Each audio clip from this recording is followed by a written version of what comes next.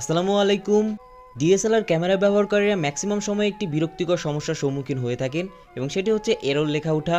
Suppose আপনি একটি video shoot নিচ্ছেন অথবা ফটোশ্যুট নিচ্ছেন, হঠাৎই এই ধরনের লেখা উঠলো এবং আপনি কিছুই করতে পারছেন না। ইভেন বারবার ক্যামেরা অন অফ করলেও লেখাটি যায় না, এবং লেখাটি যদি না যায় তাহলে কিন্তু আপনি কিছুই করতে পারবেন না, না আপনি ফটোশ্যুট করতে পারবেন, না আপনি ভিডিও শ্যুট করতে পারবেন। সত্যি এটা খুবই বিরক্তিকর একটি বিষয়, যেটা আমি অনেকবারই ফেস করেছি। তাই আজকের এই ভিডিওতে আপনাদেরকে আমি বলবো কেন এই সমস্যাটি হয় এবং দেখাবো আপনি কিভাবে এই বিরক্তিকর সমস্যা থেকে সমাধান পেতে পারেন। বরাবরের মতোই আপনাদের সাথে থাকছি আমি জমিরুদ্দিন জীবন, এবং আপনারা দেখছেন জীবন টেক।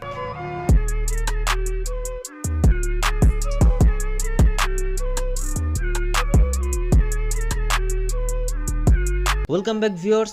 সর্বপ্রথমেই কথা বলা যাক কেন এই সমস্যাটি হয় বা কেন এরর লেখা উঠে। এরর লেখার অনেকগুলো কারণ হতে পারে। আপনার ক্যামেরা যদি কোনো ধরনের যান্ত্রিক ত্রুটি হয় তখনই কিন্তু এরর লেখা উঠবে, বাট ম্যাক্সিমাম সময় যে সমস্যাটির জন্য এরর লেখা ওঠে সেটা হচ্ছে সেন্সর ক্লিনিং। নিশ্চয়ই আপনারা জানেন যে ক্যামেরার গুরুত্বপূর্ণ একটি পার্টসের নাম হচ্ছে সেন্সর, এবং সেটা ক্লিন করার জন্য একটি বিষয়বস্তু আছে।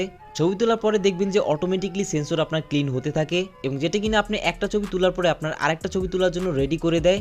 এবং অনেক সময় দেখা যায় সেন্সর ক্লিনিংয়ে প্রবলেম হওয়ার কারণে এই ধরনের সমস্যা দেখা দেয় এবং ক্যামেরার সামনে এরর লেখা ওঠে, পরবর্তীতে কোনো ভিডিও শ্যুট অথবা ফটোশ্যুট করা যায় না। তো প্রাথমিকভাবে এই সমস্যাটি সমাধান করার জন্য আপনার ক্যামেরাটিকে সার্ভিসিং করতে হবে, যার জন্য আপনার ক্যামেরাকে ভালো মানের একটি সার্ভিসিং সেন্টারে নিয়ে যেতে হবে। বাট সার্ভিসিং সেন্টারে না নিয়েও আপনি কীভাবে এই সমস্যাটি থেকে মুক্তি পেতে পারেন সেটা এখন আমি আপনাদেরকে দেখাবো। সো আপনারা এখন দেখতে পাচ্ছেন যে ক্যামেরায় এরর লেখা উঠতেছে। এখন যেটা করতে হবে, সর্বপ্রথমে ক্যামেরার মোডটা চেঞ্জ করে ভিডিও মোডে নিয়ে আসতে হবে, এবং পরবর্তীতে ক্যামেরাটিকে অফ করতে হবে এবং ক্যামেরার ব্যাটারিটিকে আনস্টল করে কিছুক্ষণ পরে আবার ব্যাটারিটিকে ইনস্টল করতে হবে। এরপর ক্যামেরাটিকে অন করে সাথে সাথে ম্যানুয়াল মোডে নিয়ে যেতে হবে। ম্যানুয়াল মোডে নিয়ে যাওয়ার পরে মেনুতে ক্লিক করতে হবে।